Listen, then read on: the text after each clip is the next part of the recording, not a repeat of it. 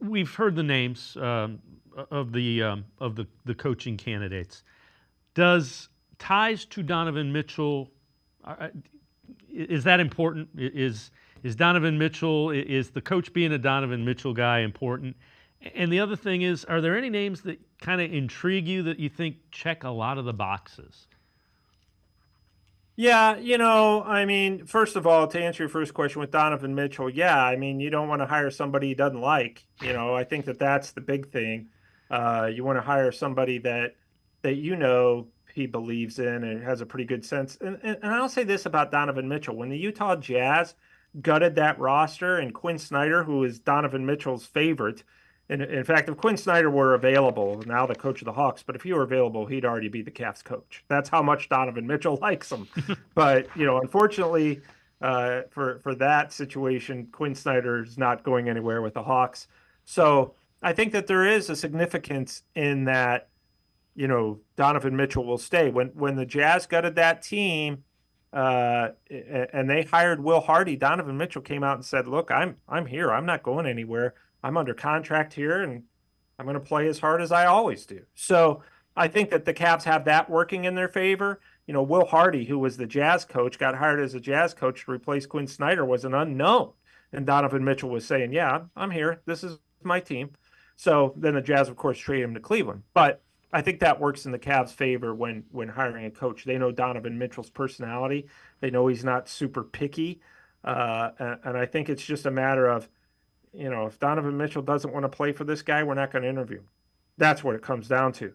But everybody else, I think that he would be open to playing for, at least the names we see on the list. And I think that they're going to factor that in. Any of those guys intrigue you? The list that we went through. Yeah, I mean, the front runners, Kenny Atkinson and James Borrego, if those are the names we're hearing as the front runners, I think that those guys are intriguing simply because Kenny Atkinson obviously had coaching experience with the Nets. I thought he did a decent job in kind of a losing situation. I know Jared Allen and Karis LeVert played for him in Brooklyn and really like him. And I posted that on my Facebook page. Karis LeVert and Jared Allen really like Kenny Atkinson, and all the comments to a T pretty much read, "Yeah, we don't care. Who does Donovan Mitchell like?" So I think that that's something. But I think, Kenny Atkinson, having been under Steve Kerr for a few years, that works in his favor too. I find him to be an intriguing guy, just because he's been around the NBA for so long.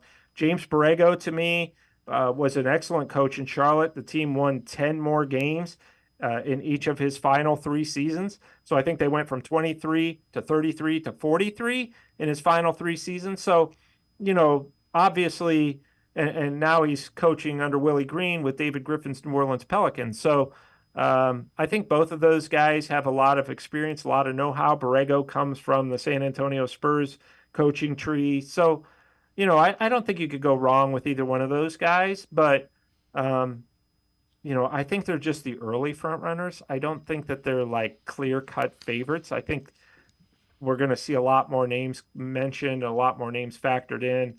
And I'll say this: I think that the Cavs really want to have a coach in place before the draft, which is June 26th.